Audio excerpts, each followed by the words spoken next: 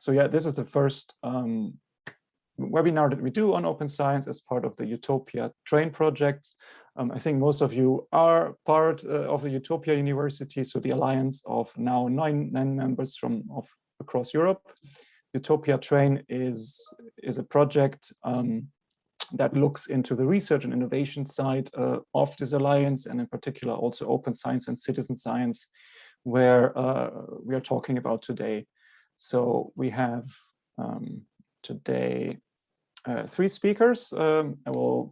I hope that they will be joining me later because we're still figuring out the technical side. But we have 3, I think, very interesting speakers who look into different sides of open science. We have first Jean-Claude Burgelman, who is a professor of open science here at the VUB at the Free University Brussels, a colleague of mine. We have Hugh Shanahan from Royal Holloway and University of London, and Antica, Culina, who is a researcher at the Netherlands Institute of Ecology, joining us later, and they will really introduce various aspects of the open science from policy to more practical sides in this session. Now, what also should be said, we will have more sessions on open science as part of the EUTOPIA Train later on. I can already announce this is a save the date. We will have a session where we will present a bit more about what we are actually doing as an alliance on open science as part of the EUTOPIA Week at the end of November, on 24th November to be precise, between 2 and 3 p.m. CET. So if you stay tuned on the EUTOPIA website, the newsletters, or through the channels that you get from your individual universities, you will also hear about this. So I will not explain much more about what we do as EUTOPIA, but we will really look more into what the speakers tell us about open science later on. Now, I do have a Menti poll, so you can see, I think, the code on top. It would be very nice if you could join that one. I think it should work. Now I will copy the link also in the chat just to get you in there.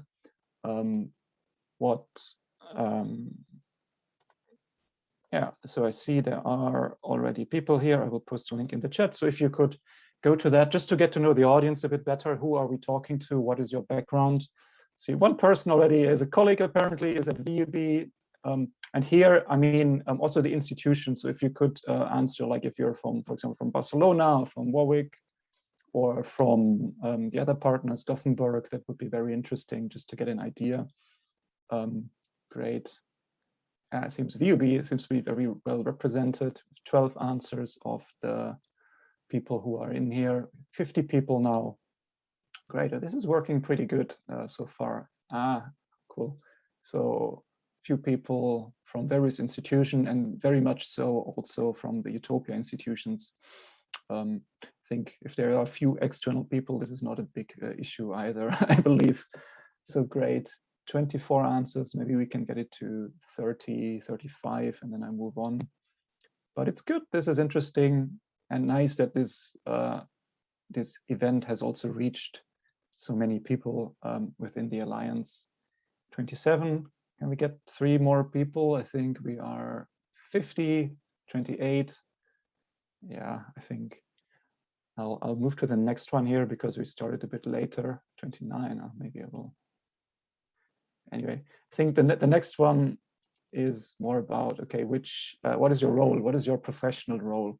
So just to get an idea, we saw names in the registration, but this webinar and the future ones there, we want to support researchers in particular, but also, of course, do some capacity building within the institutions of EUTOPIA across open science. So it's very interesting for us to know kind of the composition of the audience.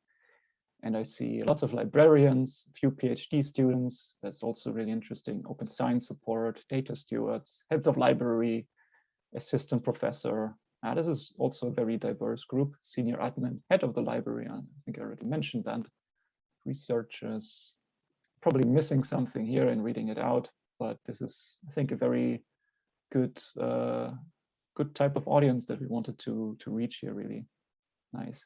I think from what I see, it's maybe a little bit skewed towards more of the support side, but I think this is also good because we are starting with an interesting webinar that also will explain maybe how support can actually play a role in advancing open science. And we are at 30, so I'll just move to the next one. If you know what kind of parts of open science are you interested in, so is it maybe disciplinary solutions or some kind of aspects such as data management or open access to publication, citizen science, everything, or if you're just here to get like a very first sneak preview, so to say, of open science, then open data, citizen science, open access to publications, RDM in Horizon Europe, yeah, that will be interesting. Also for EUTOPIA, we are planning some things on that. Horizon Europe proposal writing, I see, publications and data, all of it. A few of you also put it in the chat, so yeah, that's also really nice. So we can have it there too.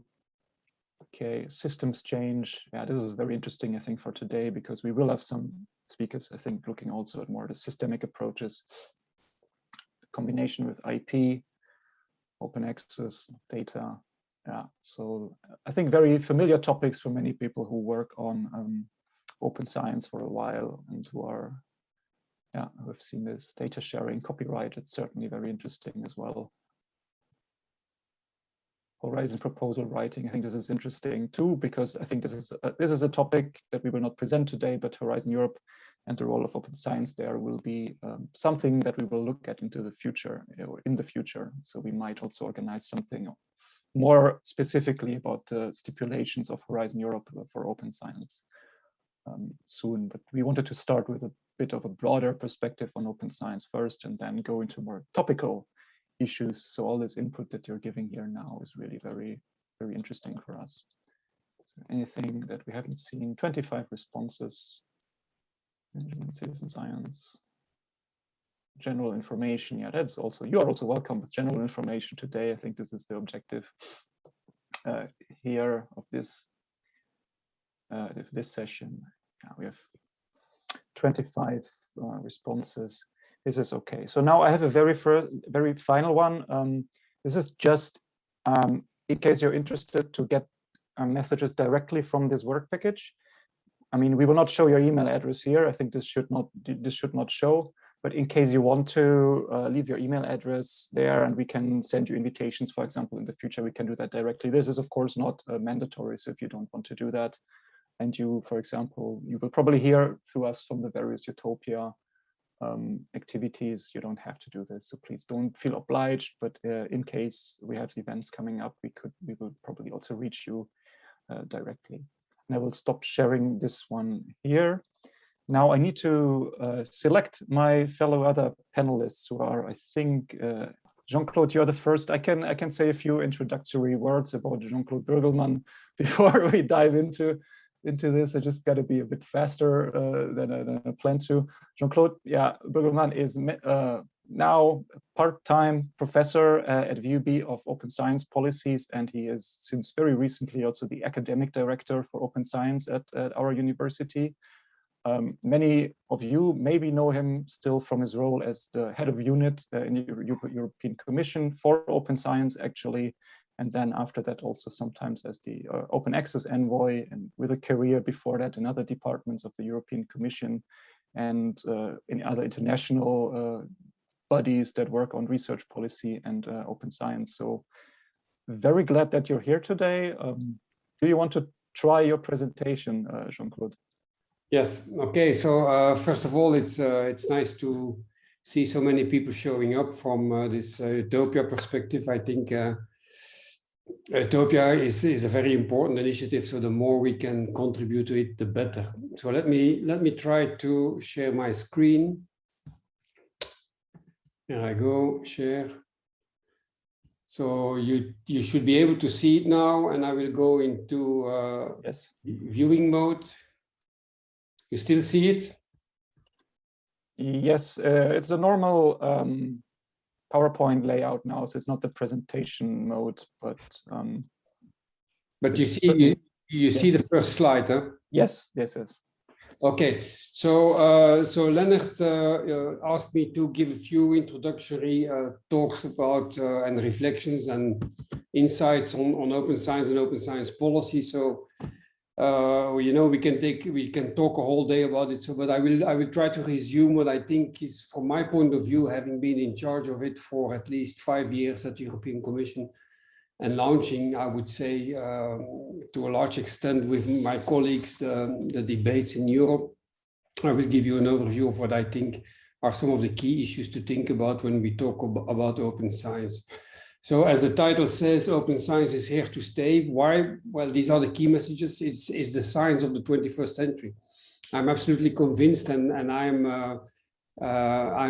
my career dates back to the archaeological times where there were not even computers in academia. So I do think that the way we are doing science now, and label it as you want it, but open science is the easiest way to label it, is how science will be in the 21st century. The transition to open science is irreversible and unstoppable in the first place, because it's a perfect and a better substitute for how we did science up to now. And secondly, which doesn't mean that what we did it before was bad, but this is simply better, more productive. And secondly, because the way open science allows to do science is perfectly matching the demands for 21st century data-driven science. And thirdly, key matches, this is happening now, not in the distant future, not in the long future, it is happening hic et nunc, and we should get our act together as soon as possible, and preferably in a utopia context. So let me just give you one example. I mean, what I really think is a point of no return for open science globally is what has happened under Corona, where we saw that massively and almost globally, all the results in publications and in data that were produced to try to find a solution and then a vaccine for Corona is what you could label now open science. Huge amounts of articles were being made available, huge amounts of data, and it allowed the scientific population to almost on the fly in real time react to new insights. It allowed to circulate knowledge leading to the vaccines to a much faster level. And it allowed also, by the way, the pharma industry itself to be on board of it and themselves going into what we now call fair data. So I come back to that in a second. So what actually Corona did is a fortiori demonstrating that to the larger scientific world that open access, reproducible data and global open science is not a policy debate, but simply is a sine qua non for better and faster science. And that's what will lead us to the nice quote that it showed in 2020 that open science can save lives. Okay, this is a little bit of an exaggeration, but you see my point. Just to give you one example of what is possible, an article that is going around the world now, and which by the way, I don't understand 1% of it, but which by the life scientists and the neuro community is considered an extremely important article, is that it just shows you one little example of what is possible. And so by mining automatically via machine learning the large amount of articles that were made available under COVID, 240,000, and by mining them, allowing them to come up with new models of insight into what you can see there, the role of blood glucose levels in the severity of COVID-19. Jean-Claude, sorry to interrupt. I think your slides were not going forward. I don't know if this is the presentation. Where am I now? Zoom. It's still on the first slide, actually. Okay. Do you want me to show? Wait, just a second. But now we see the PowerPoint side again. Yeah, don't worry. So this is the introduction. This is what I said, and you didn't see. Exactly. This one. Okay. We heard you. So you heard me. So open science saves lives. Just remember that one. And then with the example I was just explaining is this one there, whereby because of the availability, the free availability and immediate availability of so much knowledge, it allowed, based on AI systems, to create a new insight in what is written there, the role of blood glucose levels in the severity of COVID-19. Without having open access to all these articles and data, this would simply never have been possible. So, as I said in the beginning, it is irreversible, and de facto becoming the standard is mainly based on what you see here. First of all, the way open science allows to do science is simply a better substitute for what we did up till now. So the substitution value of it is much bigger. Why? Because for the funder, the researcher, and the scientist, and science in itself, you get a better return on investment. For example, for open data, what you see there, one of the studies we did at the European Commission is calculating what would be the cost of not having open data in order to reproduce the results. Well, you see the figures there. And that was the low estimate. With that, we would save 10 billion per year. I just add there also the famous study by this South American life scientist Norori about how the impact of the Human Genome Project, which in a certain way can be considered as the first real-time, real-life open science project, the spin-off of such an open science approach to the rest of the world is of course gigantic. You see the figures there.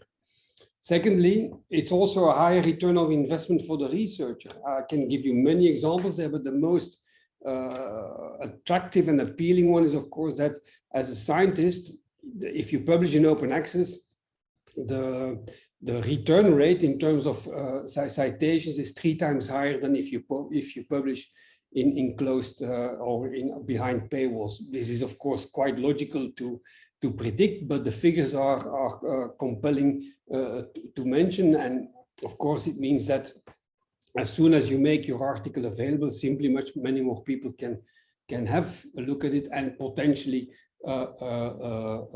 quote it. There are many more examples, but just one of them. And then of course it is a high return of investment for the scientific system itself. And don't forget that what I said about the Corona example, but for example, in Europe, we invest between 110 and 140 billion per year in publicly funded research.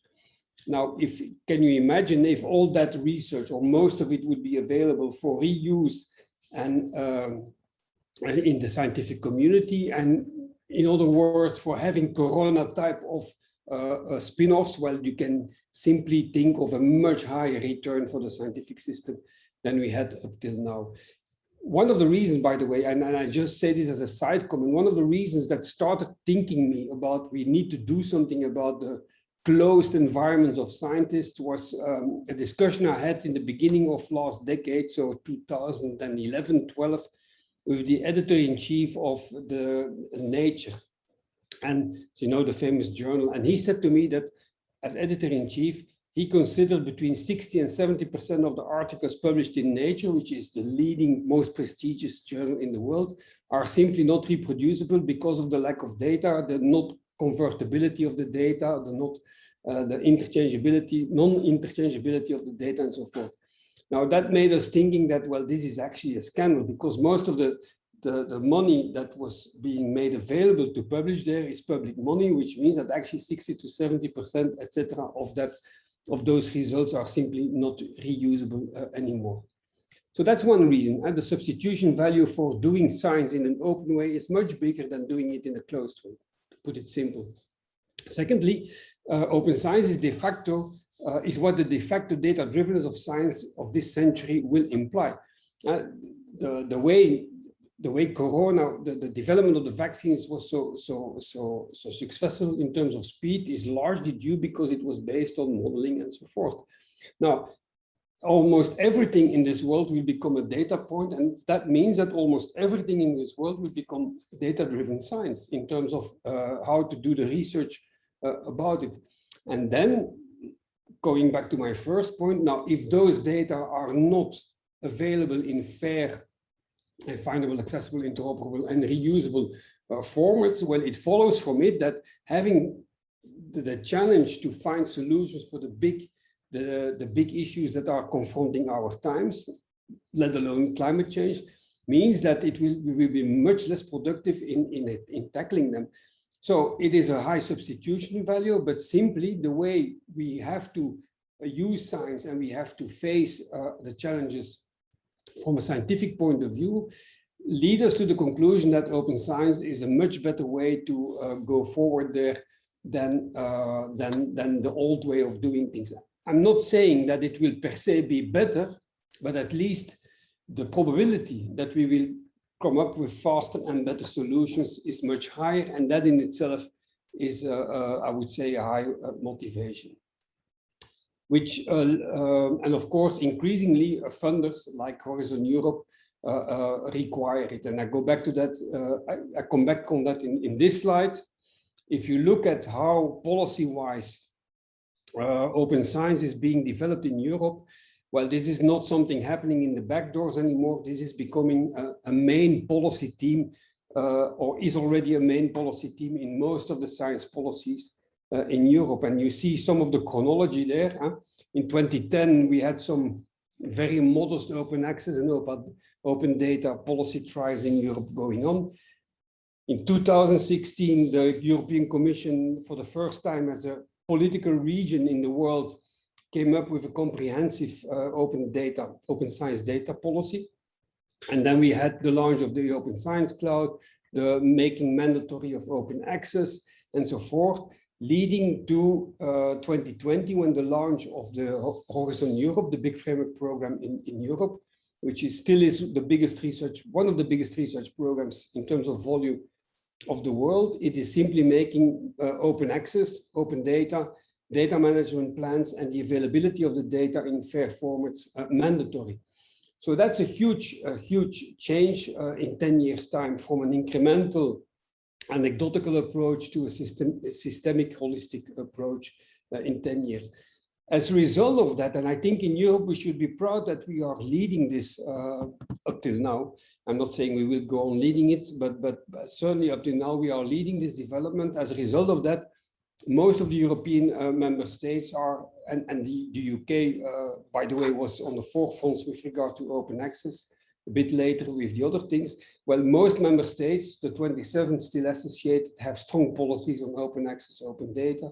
Most funders and universities are going forward in that direction. The fact that we are here as a European consortium, as a European group, is simply highlighting it.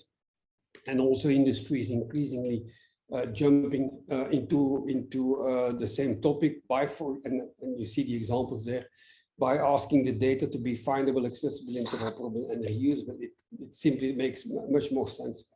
And then finally, just to conclude my point on how open science is no longer a marginal exercise, but the dominant policy in science policy, what you also see is that around the world, European open science clouds, more or less inspired by the European Open Science Cloud, which was launched in at the end of 2018, is popping up. So I'm giving you a few examples there. Even the US, who has always been lagging behind in this respect, due to many reasons. One of them having the availability of large cloud providers themselves. But in the new administration, the United States is also, since this year, putting forward initiatives and white papers on developing a European Open Science Cloud, which means a virtual environment for hosting the data produced by the scientific community. Again, don't forget, 110, 140 billion per year in Europe is spent with public money on promoting research. If only, it should not be a complete switch to open data, but if only 60 to 70% of that, meaning 100 billion, is being made available for reuse for scientists wherever they come from, at least in Europe, it's a tremendous impetus to accelerating the speed of science and scientific research. So that makes it, to conclude, very simple. For the researcher of today and tomorrow, having to publish in open access, making his data openly available in formats and in repositories which are compatible. If we talk for Europe, with the European Open Science Cloud, and by compatible, I mean a service that it has the label of the European Science Cloud, will simply be as simple and as logic, not simple, but will simply be as standard as using microcomputers and Excel programs was in the 60s and 70s.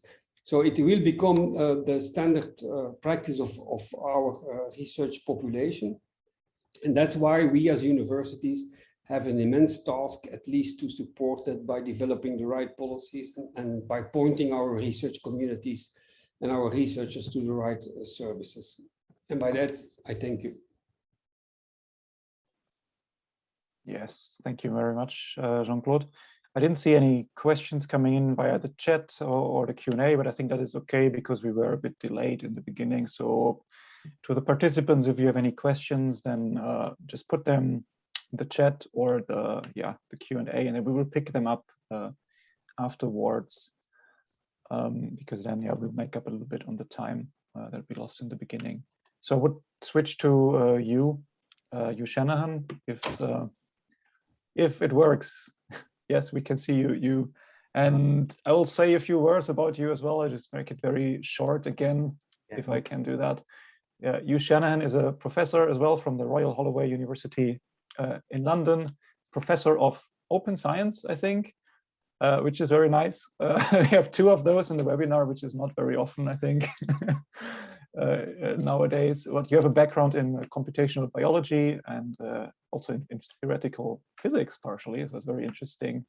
And you're a teacher as well in open science and data science. I've been very involved with CoData and RDA, and also with the FAIR's FAIR project, which works a lot on FAIR data. So certainly you will talk a bit more about the FAIR side of the open data, but or the data side of open science maybe. But if you want to take the floor, then you're most welcome now.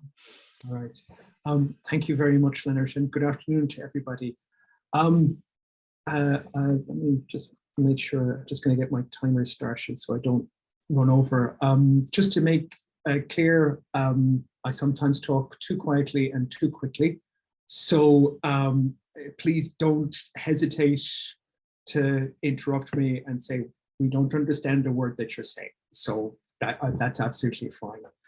The other thing, I'm just going to share my screen now with you. And I'd like to thank Jean-Claude for covering many of, for setting the scene. What I'm going to do today, if my screen eventually comes up, right now I'm just seeing something that's completely blank. What I am going to do here is talk about 2 things. I'm actually, Leonard, I'm not today going to talk in huge amount of detail about FAIR, but I'm happy to sort of follow up on that if anybody wants to know about that, but from respect to FAIR's FAIR and so on. What I actually want to do is to spend a little bit of time doing a little bit of a kind of a look back to kind of look how much things have in some respect progressed in terms of open science.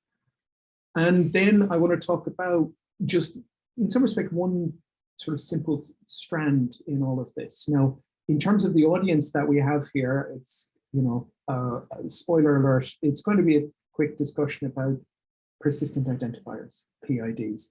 So given the breakdown of this audience, I may collectively, you know, I can't see you all, but I may see a collective rolling of the eyes saying, yeah, we've heard all this before. So please bear with me. And again, if everybody is saying, move along, then that's absolutely fine. Just to note, if you want to email me, that's me there. And here's my Twitter account where I try and talk about open science. I try not to be too trivial. And here's the DOI also for this talk as well. So as I said, what I wanted to do was in some respects do a little bit of a look back on open science and to see where we've progressed. I think Jean-Claude has done a really good job in terms of saying, hey, you know, here are the challenges that are ahead of us. I'd like to do this because I feel sometimes, particularly people who are kind of right at the coalface of everything, sort of feels like we're making no progress whatsoever. It's just we're all in this open science and FAIR bubble, and we're just talking to each other, and nobody else is doing things. And actually, stand back, and even in 7 years, a colossal amount has happened. And if that amount has happened in 7 years, you know, going to 2028, is actually something, a real moment of hope to say, wow, look at what we're all going to get done by close towards the end of this decade. So the reason why I kind of picked 7 years ago was that at that point, there was a paper written which was trying to review the literature that was out there on open science at that point. And that paper by Fescher and Friske made some quite interesting points. The most interesting one was that they noted that there seemed to be in the literature a set of basically 5 different schools of thought, 5 different pathways towards open science as a principle, that idea of transparency in terms of what they're doing. So the one at the top was infrastructure, which is the people who that pathway is in terms of saying, oh, we do this because we just want to make sure that all the nuts and bolts and so on are working. And indeed, you'll find that I'm sort of a person who tends to kind of go down that pathway myself. But that's not the only school of thought. The other one is what they call the so-called the public school of thought, which is very much interested in the access to data, all right? And can the public get access to that? There was the measurement school of thought, which is very much focused at the alternative ways of measuring impact. There was what they call the democratic school of thought, which was about, are things reasonable and equitable? Are we getting just solutions? And then there was what they called the pragmatic school, which was more concerned about collaborations and those sorts of issues. Now, again, that's 7 years ago.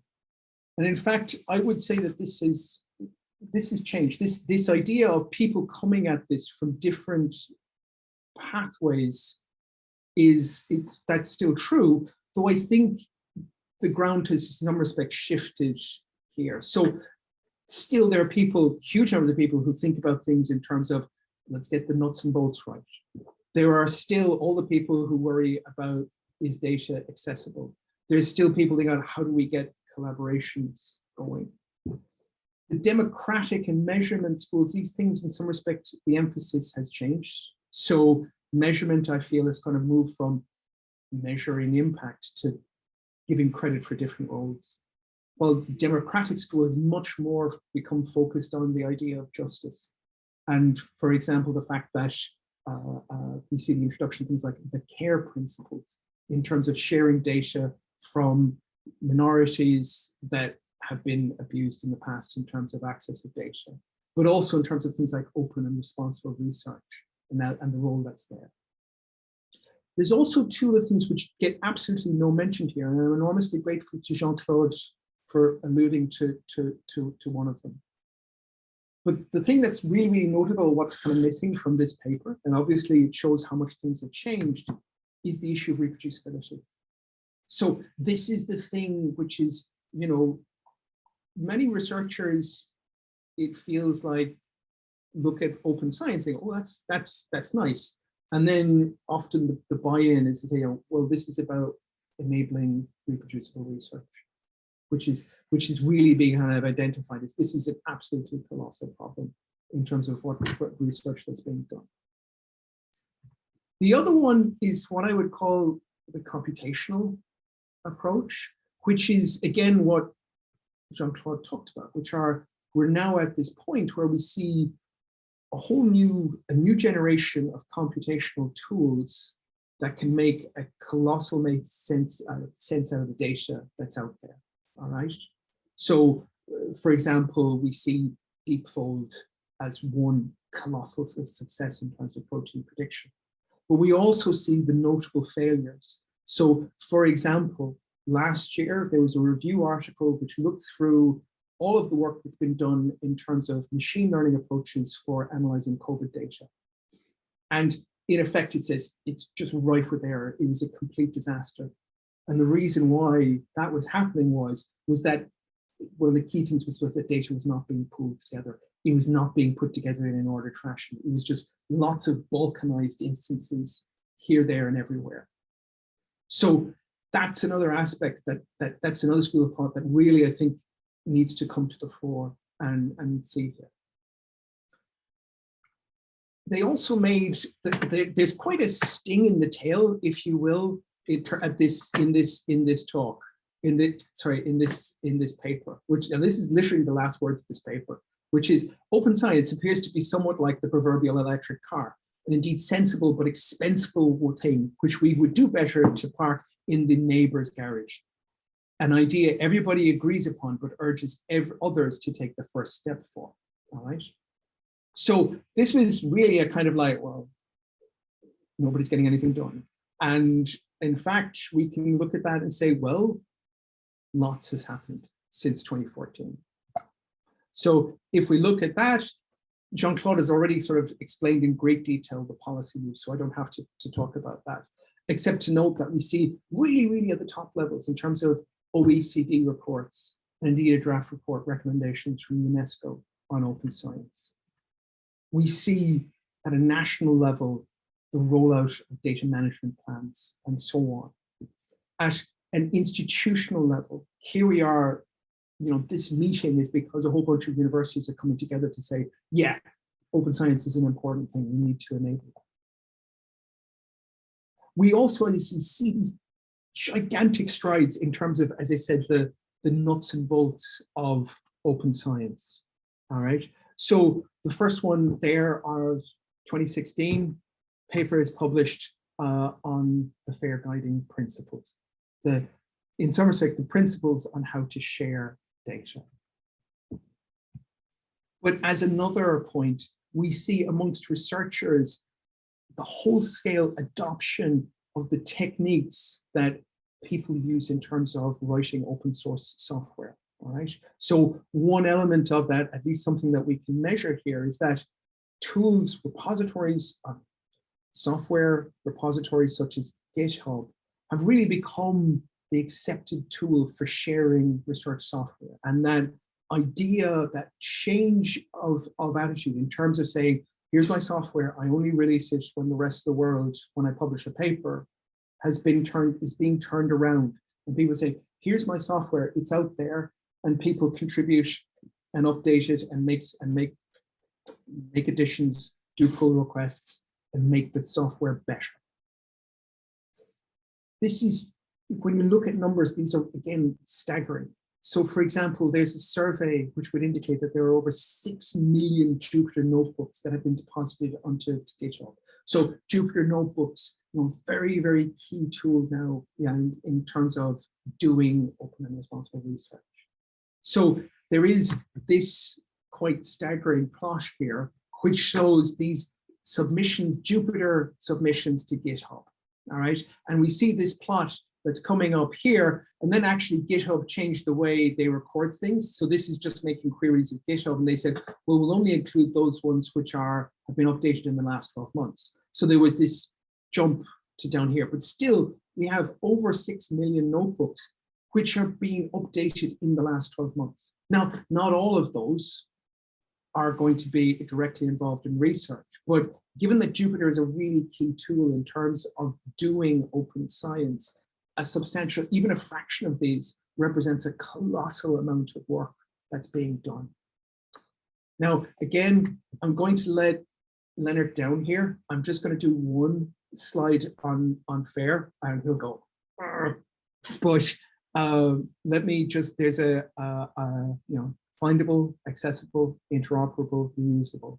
Again, in the last 3 years, a huge amount of work in terms of moving that from, here are a set of principles, whatever, 12 of them or so, saying, to something which is much more concrete. This is what you need to do. There's a really, if there's anybody here who's not familiar with what we mean by the FAIR principles, there's a really nice poster that I've put it into the link there. And if somebody wants to ask me about FAIR's FAIR and all the other activities, I'm happy to talk about that at some other point, and just get in touch with me.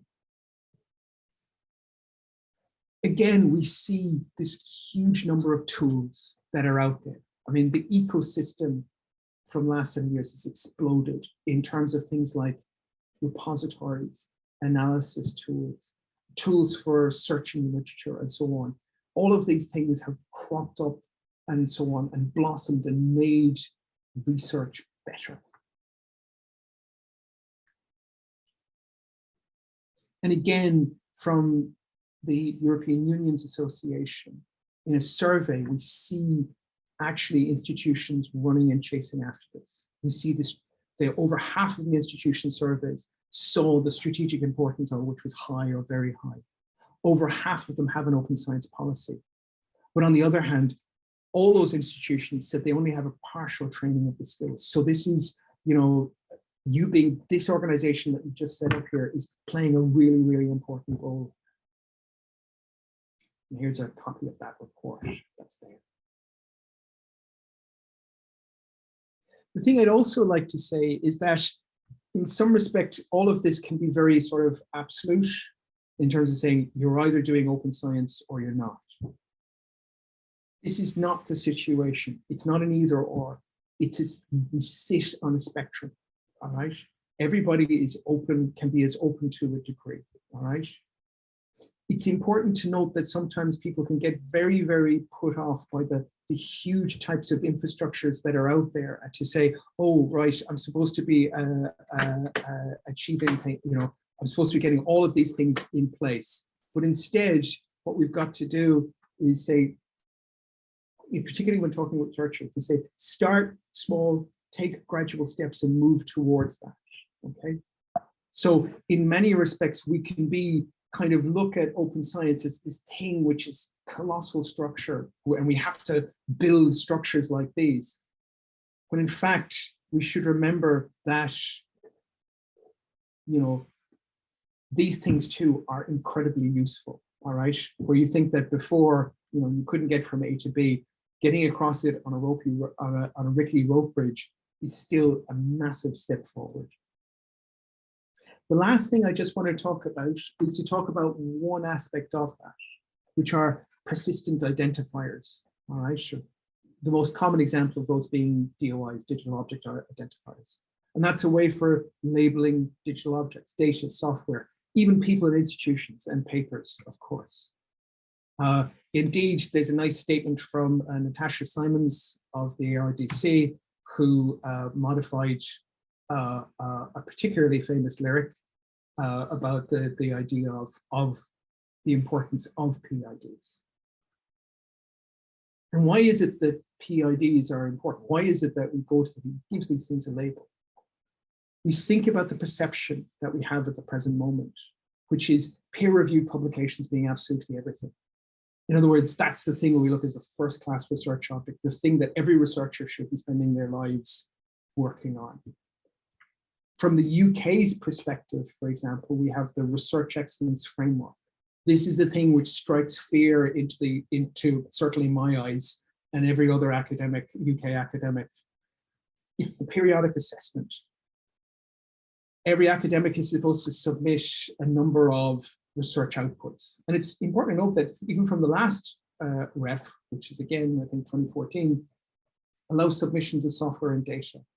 But again, overwhelmingly, because of the perception of it, a tiny fraction have been data or software. And yet this is a situation, ridiculous situation, where 92% of researchers are making use of software. That perception that somehow software and data are still second-class things, things that, you know, they're not as important as these guys. But putting that infrastructure in place, setting up PIDs for citing data and citing software means that we can change that. If it's a thing which is measured, then it's a thing we can encourage people to make use of. So we now have the situation in the last few months that you can add a citation.cff file onto your GitHub submission, and now that becomes citable, all right? A citable object, which you can upload to Zenodo and get your DOI, all right? You get to that point, you've built in the infrastructure. You get also to the point where you get publishers saying, okay, actually, you need to cite your software and cite it properly, and your things change, the perception moves. And now the software that you've developed and correspondingly for data becomes a thing that you treat with the same level of respect as you do with a paper. And there's documentation on citation files. So open science is not something, it comes in different pathways. There are different people come to it in from different ways. It's on a spectrum. And when you talk with your researchers, you know, you don't have to tell them to buy the cow if they just want a glass of milk. Nonetheless, I think Jean-Claude has done a very good job in explaining how important, how nice the water is and how important it is. And one of those elements is, for example, providing PIDs for your software and data, and encouraging the citing of data and software in the same way like you cite papers. So I have gone over at this stage, so I'll wrap it up at this point. Yeah, thank you. That was not significantly over time, I think. So thanks a lot for this. I think that was very interesting. And I see still, yeah, the audience seems to be a bit very shy on questions. So I just would say, you don't have to be shy. You can think about it. You can digest a little bit more if you've heard something for like Q&A that we will do just after the next presentation, which is Antica, Culina. I hope you are also with us now, since we couldn't test it before. I see you are unmuting, and probably your face is now there as well. And while you're setting yourself up, I just say a few words about her as well. As was shown in the beginning, she is a researcher at the Dutch or the Netherlands Institute of Ecology, and the coordinator of the SPI-Birds. I don't know the correct pronunciation there, but the network and database. She has a doctorate from the University of Oxford and worked there, I think, after that as well for some time. She is involved in various open science initiatives on open science and fair data in general, but also in the field of ecology and in biology. And yeah, also active a little bit with the Fair's Fair project and also in the Go Fair initiative. So a lot about fair data and open data, open science in general. And I think you've also written papers on how it is to work as an academic during the pandemic with a child. So I think that's also a good perspective, like on the side, to not forget all of this is also hard work that is not just done like on the side, I suppose, as much as I can judge that as a person, not in that. Anyway, so welcome. If you want to take over now and give your presentation. Thank you. Thank you. I'll share my screen. So you have pronounced SPI correctly, but you mispronounced my name, which is fine. Everybody does. So my name is Antica Trulina, but it's Croatian, and I know it's very difficult to pronounce for anyone. So I don't mind. I just want to know how, in ideal world, my my name is pronounced. And that's why I also named my daughter Nina, because that's very international. So she doesn't have the same issues as I had. Okay, so very nice to be here. Thank you for inviting me to provide kind of more researcher perspective on the things. And it's nice to come after Jean-Claude and Hugh, who gave more kind of a broad overview of open science and FAIR. So I'm mostly going to talk about doing open science as a researcher and kind of helping the community to start participating more into open science practices. And my community is evolutionary ecology, or more broader ecology and evolution. But I think my experiences can be easily translated to other fields, especially those where you have, it's called long tail of data. So these are scientific fields where a lot of different groups produce smaller amounts of data themselves, but altogether a lot of data. But these data sets are not standardized and very difficult to combine. So how my open science journey started? Well, in 2015, I attended a scientific data conference in London. And that was the first time, it was end of my PhD actually, that I learned about open science and open data and transparency. So it was all really new and exciting for me. But why did I actually end up going to this workshop? is because my first chapter of a PhD was a meta-analysis on divorce consequences in monogamous birds. And when you do meta-analysis, you need to find all the studies that have been published on a certain topic, and then you statistically combine them to find some evidence of the overall effect. But for that, you need to read a lot of studies to extract relevant data from them. And what struck me was that often when you really carefully read scientific papers, values reported don't match. So, for example, one sample size is reported on the graph and the other one in the text. Sometimes information is missing. For example, you don't have simple things like sample size, or they provide just a p-value without any measure of the size of the effect itself. And often methods are really unclearly described, so you're not sure what they've actually done in the paper. Because of this, it was obvious that I would need to kind of get the raw data for these papers, at least half of those that are identified as potentially useful for my work. But when you try to find the data, first, often you can't access these people. Some of them retired, some changed institutions, so you can't identify where they work now. But even if you contact them, often they would say that they don't know where the data is. And for me, this was, well, sad, because these are data sets sometimes collected over 30 years. So it's a lot of money, effort, and obviously expertise involved in collecting the data that can never be collected again because they match particular place and time, but they are lost. And because I then started to dig in more into this topic, I learned that really this is kind of, I think, the cross sciences, the data basically disappear with time as an article has been published. And there are many issues with published literature, such as publication bias. Now I provide only evolutionary ecology relevant stuff, but this is a cross sciences really. There's dissemination bias, where if you have larger effect size, doesn't matter, the study will be published, although maybe it's of lower quality. And questionable research practices that have been used intentionally or unintentionally in sciences. And that's where I kind of shifted my career towards more open science, but obviously related to ecology. And I started this project on meta-analysis in open science. And I was mostly interested, can we use open data instead of published papers to do meta-analysis, so to kind of do this global analysis. So because this was a big shift for me, I never done anything similar before. My PhD was on divorce in birds.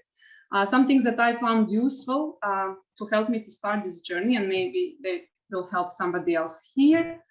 I really attended a lot of open science conferences and meetings and seminars, and it was really eye-opening, and for webinars like this one.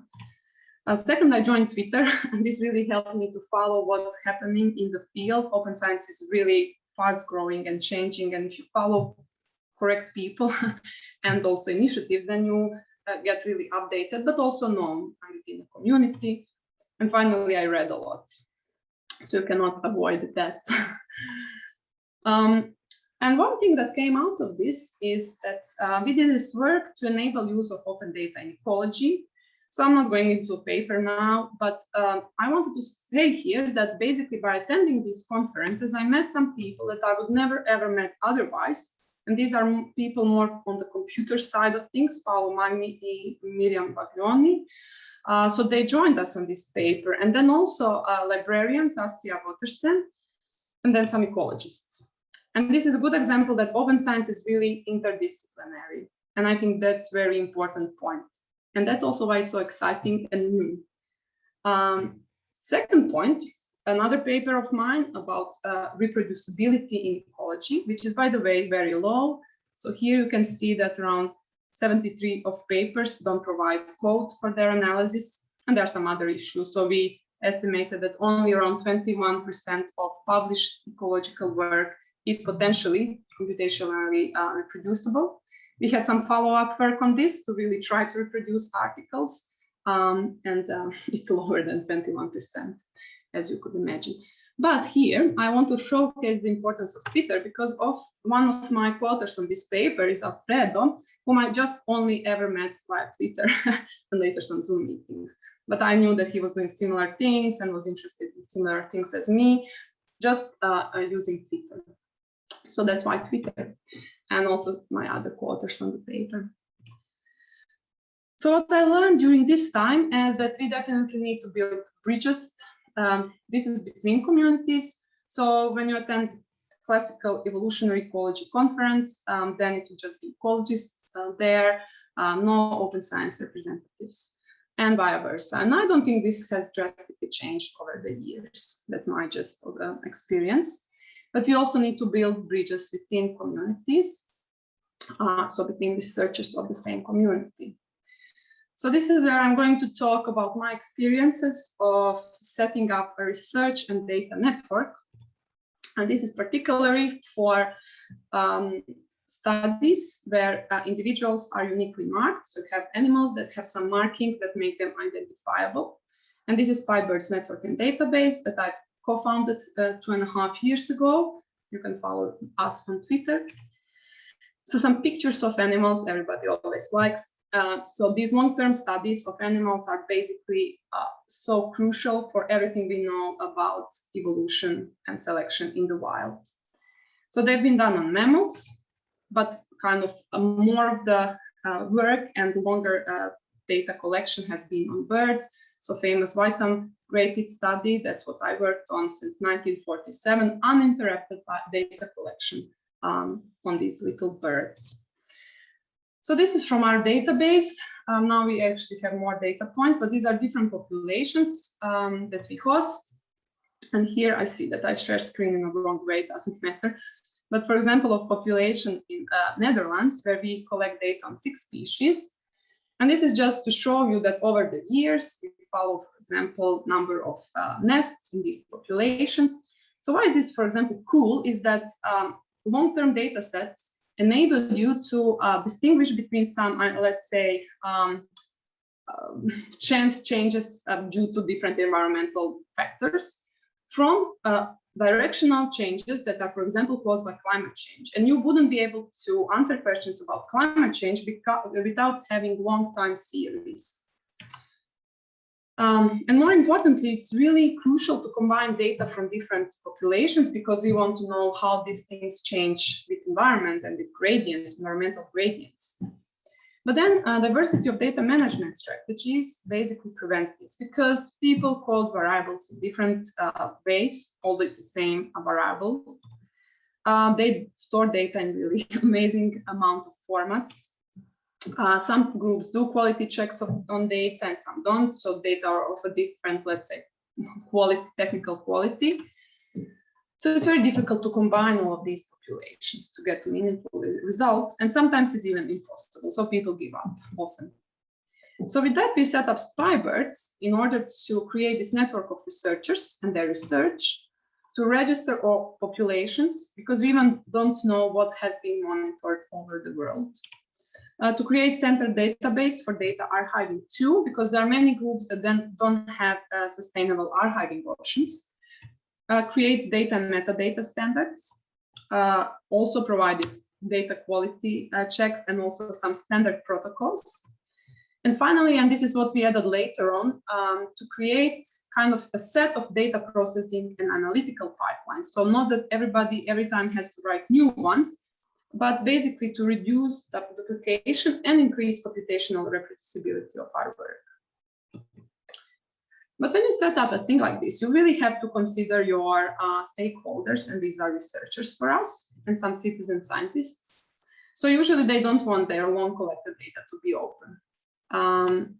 They do want their data to be used, and they also want to use other people's data, but they want this to be under their own control. And finally, they do see the benefits to have a common data format that's fair, but they don't have capacity either time-wise or just technical or expertise-wise to put their data into another format. So this is how we set up our workflow. So what happens is that we get data from the data owner, and we call this primary data. So this is exactly how they store them in their database or Excel sheet or whatever they use. Then we have a team of code developers, and they create standard pipelines and quality checks on the data. And this standard data format that we created was created as a community effort. So we all participated into creating a fair data format for our community. So once these data are go to standard pipeline, then we store them in our data hub. And then we expose metadata on our website. So metadata are basically data that describe populations. Then the user can come here, filter the data according to their own requirements. For example, I want data that have been collected longer than 30 years and that have genetic data too. Then they send this request to the data owner. If this is approved, then we send the data in the standard format to the data user. We already have around 4 or 5 data sets that are fully open. That means that community is shifting towards open. And I really believe, and that's my kind of mantra, that we need to first make it fair and then we can open it. Because if you open a data that are not fair, then they can really sometimes be useless. And I had that experience in my research too. But I think more and more researchers will make their fair data also fully open. So basically, in 2.5 years, we have now more than 120 members, more than 100 data sets on 25 species, and we host data on over 2 million individual marked birds. So this is a lot of data. But what were our main challenges? Obviously, to locate all populations, and this is still being ongoing. So we still don't know what's happening where, but now because we are now known, now it's much easier because I don't have to try to find populations, but they find me and they want to join the network. Challenge 2 is, of course, to get researchers on board. And this is what I talked about, considering their fears and their needs. And that's why we decided definitely for fair data rather than by default open data. Challenge 3, and that's ongoing challenge, and that's funding. So this is the most difficult actually to achieve. And finally, technical expertise, because you do need to connect to people who have that different expertise than yours, and they're often outside of the community that you know. So this is something also kind of difficult to achieve. And my main learnings is that, well, you have to really know your community. Learning 2 is that there is a snowball effect. So even if people at the start don't want to join, if you find enough keen members, then they just recruit others, and once it's bigger and it's like a snowball, it's just rolling and becoming bigger and bigger. And in the end, you have few that didn't join and then just join in because they don't want to be left out. Then it's very important to plan in achievable steps. So we started with a kind of, let's say, not very ambitious goals, but then we did have a final goal, and that's to find all the data sets and standardize them all. But once you achieve one bit, for example, we achieve now standardization for our 100 data sets, we have these stored at a sustainable place. So even if we don't have further funding for the project, this data will still be there and the pipelines are available, so you can still have use of what we've done so far. And it's very important to keep the community involved.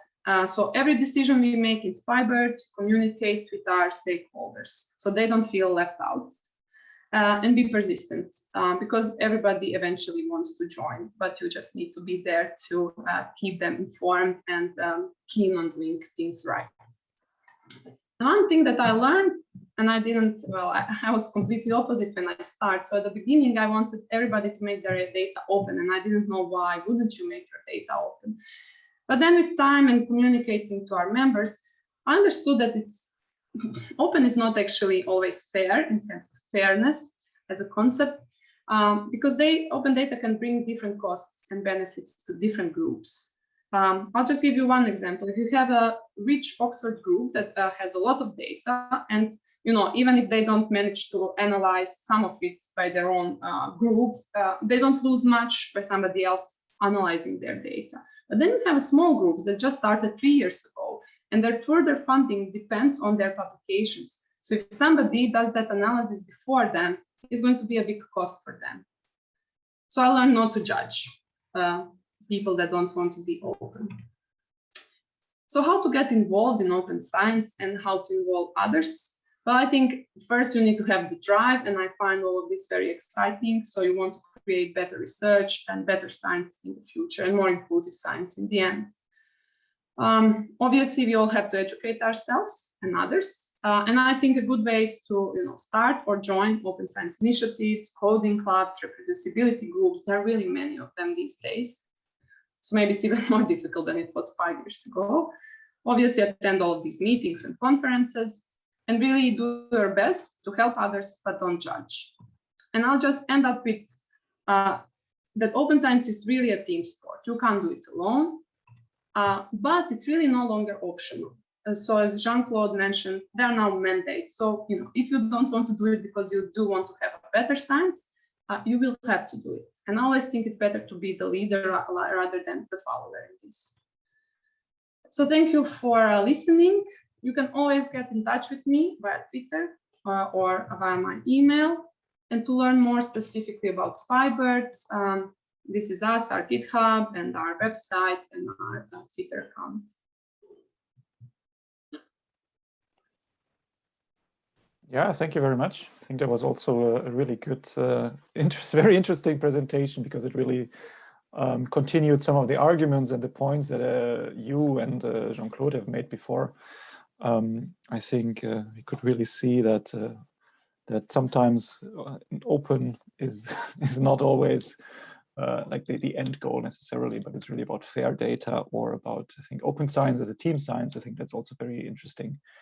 I don't see any questions. Are there questions from the audience? I think now you should really put them in there. Otherwise, I would ask a few questions myself to the speakers. But since this is supposed to be also for the audience, I would be really happy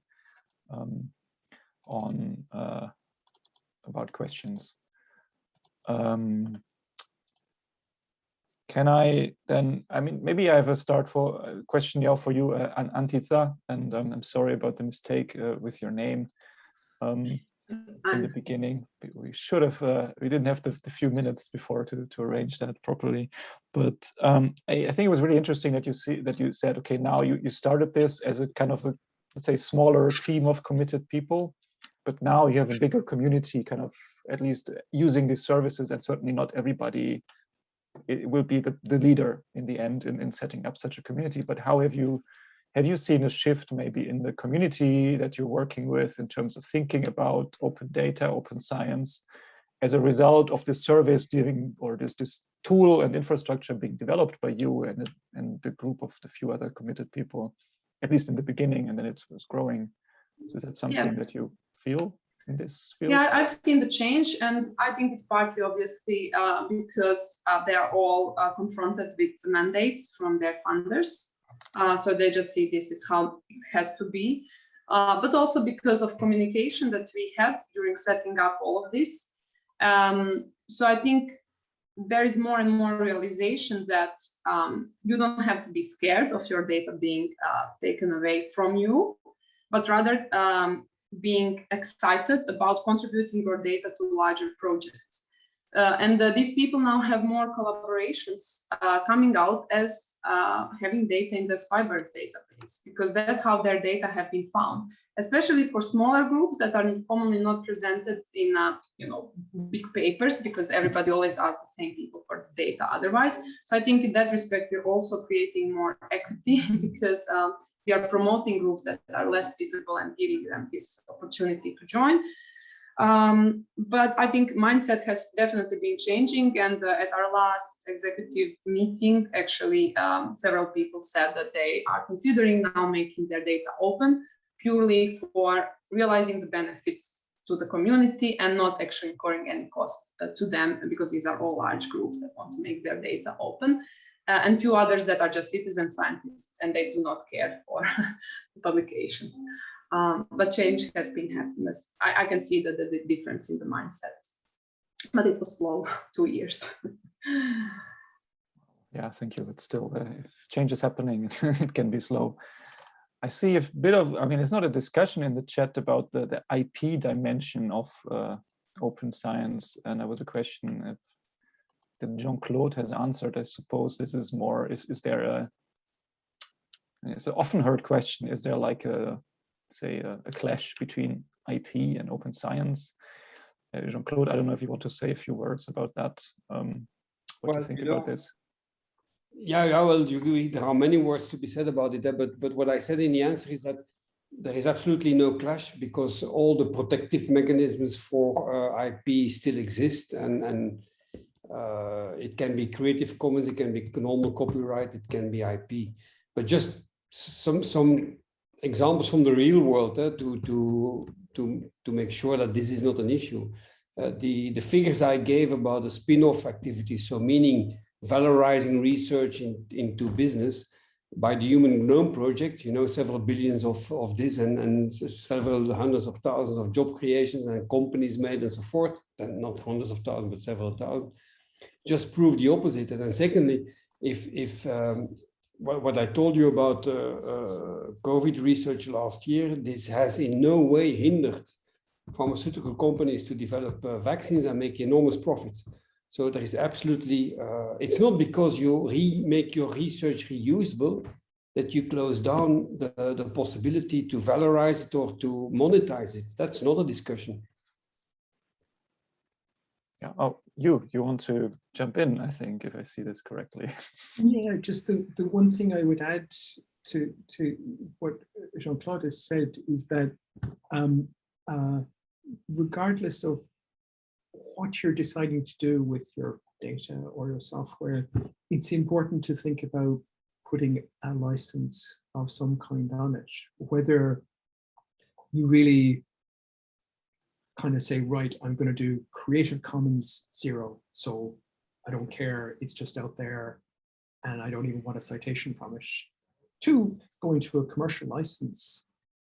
It's important to do that rather than kind of saying I'm hiding it away somewhere and not clarify what the position is with respect to that data. You know, that's just the other point I wanted to add there. Yeah, I think it's the old mantra of anybody who's worked in open access that if there's no license for sure, then it's not open. So that's the part that is solved. I think I just had another thing that I was thinking about, but it's just a comment. I think that it depends on which output of research that should be open, but certainly, for example, for the publications, I mean, there is, for example, no obligation to publish scientific or peer-reviewed publications necessarily, for example, in Horizon Europe, but only when you publish, it has to be open, and then you need also to make the underlying data accessible for the review, so that you can still use a restricted access model, such as in this SPI-Birds database, for instance, when you could, as far as I understand, ask for access for reviewing the data, for instance, for publication or for other purposes. So, I mean, this is one part of the IP debate, certainly, but Antica, you're back on screen. Did you want to comment? I just thought it's nicer if all the panel is actually on the screen, not only you. That's very kind. I see, okay, there's a very big question from a colleague, is which next steps are necessary to fully mainstream open science, big or small? Does anybody have an immediate? Jean-Claude. And then Antica. You're muted. I really think, and already when the two colleagues were speaking, what is missing and what is the Achilles heel of the uptake is the recognition for it. And it goes back to the IP discussion, it goes back to the data discussion. If all my data repositories, or for everything that I reposit from in data, is made citable, but also countable, meaning translated in some kind of a metric, which is then used in some part of my evaluation, that's an enormous incentive. And that is what is missing. We only incentivize high impact journal publications, and we do not incentivize specifically if it is in open access. We do not incentivize via metrics if open data sets, the reuse of my data is being made, because we simply don't measure it, although it is relatively easy if we make a DOI for everything and so on. So I think that is what worries researchers most, and not my data will be reused and I will not control it, because if it is made measurable and if it is quantified, I do control it because I do know what happens. And that's the last thing I wanted to say. I do not understand this obsession with if I share my data, I will in some kind lose it. Well, if I publish an article, I also lose my ideas, but I get rewarded for it via the citation. Now, exactly the same we could do with data. So I think rewards and incentives for open science via metrics and via translation into career evaluations is the key thing to do to make sure it goes much faster. Yeah, thank you. It's also part of the Utopia work, so that's as a warning for the participants. Antica, you wanted to still... I definitely agree with Jean-Claude about the incentives and metrics that scientists are measured by and how they progress in their career. Also, for example, SPI-Birds is in that way also creating a bit inequality because we don't have a standard on how to, for example, acknowledge data sharing. So if there was, for example, data authorship or something similar, data citation would count the same as your publication citation or your age index or whatever index it's used, then we would have equality. But now some people might decide to share their data under conditions of being co-authors and some might not. So I find this a bit tricky, but I think this really has to come from the top down. So this is a top down thing to really finally change these metrics and how it's done. And also to, mandate it in a more kind of rigorous way, because now you have mandates, but a lot of data that I've seen open are actually not usable because they're just not in a shape and form that somebody can understand them and use them. So while I was always previously advocating for the bottom-up approaches, and I still advocate for them, I now started to see more and more that some kind of higher scale, European Commission or similar, they really have to put strong mandates and they really need to change finally these metrics. And I myself applied for a grant where you can't even put your number of publications or age index.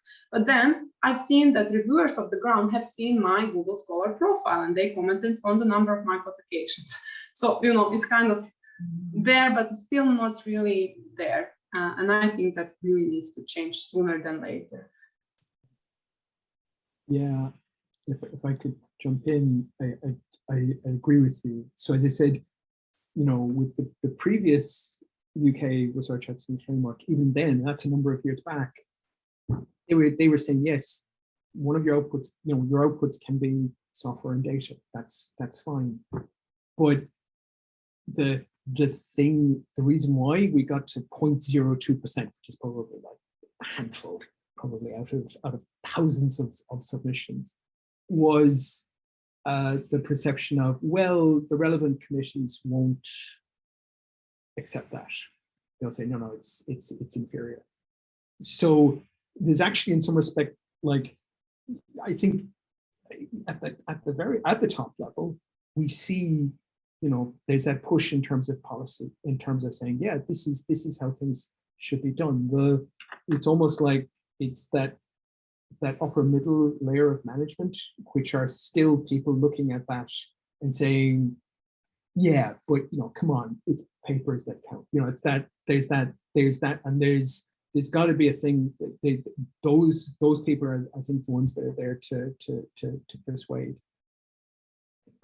If people, the person who asked a question here kind of walk the next steps. Let me just also throw in, if they want to see something which is more sort of bottom up, is to think about, to encourage that message that open science is also a way of doing things more efficiently. So that if you are organizing things in this way, you know, following fair principles and so on, then at the very minimum, that crossover point from, you know, one graduate student to the next, it's not like the situation where a graduate student gets their PhD and a new person, and it's basically, well, they have to start from scratch. Actually, all of that can smooth that runway as well. So pointing the efficiency gains, I think, are useful, but that's secondary to the points that Jean-Claude and Antica have already made.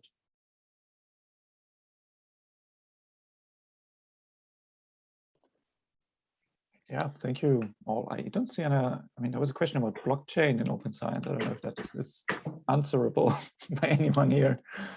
Certainly, I think there are some experiments with using that, or some initiatives trying to use that for, I think, publication or something. So that's certainly maybe interesting there, but I'm not an expert.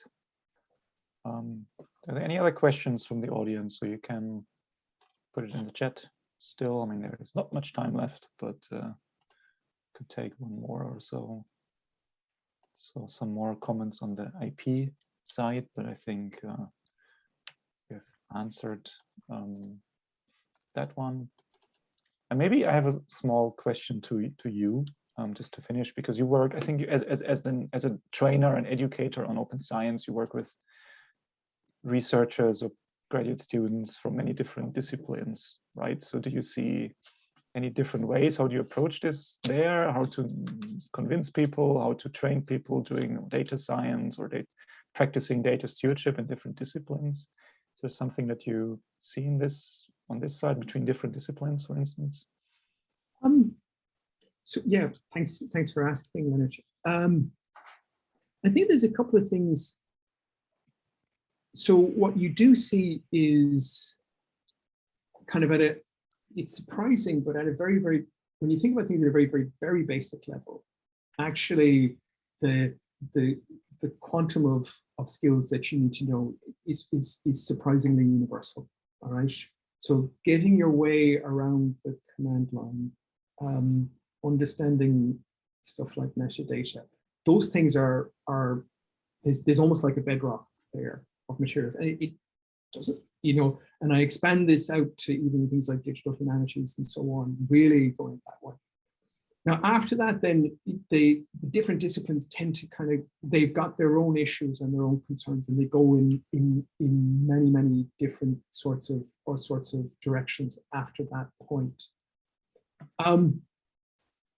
The same kind of, you get lots of you still get lots of similar conversations, which are, yeah, I think this is great. This is really useful to me, but I still need to persuade my boss that this is a good thing. So there's still that next step in terms of persuading people. Yeah, these are wins, which is why we very often focus on the this is a thing which makes you more efficient and hopefully more effective, rather than a kind of a sort of very kind of high-minded sort of go, this is something you should be doing, is probably the other thing that I would add to it. Yeah, so those are that's what I probably would say at that point. Yeah, thank you. And we have reached 4 p.m. here, at least not in the UK yet, but at least in the other sides of the sea. So thank you, the three of you, very much for joining.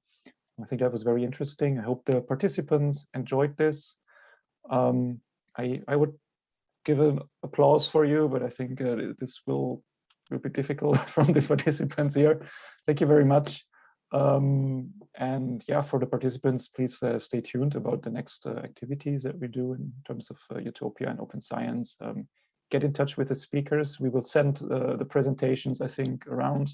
It's not a problem as far as I would expect, but okay. You will get those. Thank you very much. I will stop the recording and the session now. So thank you very much, everyone, and bye-bye. Have a good afternoon. Bye.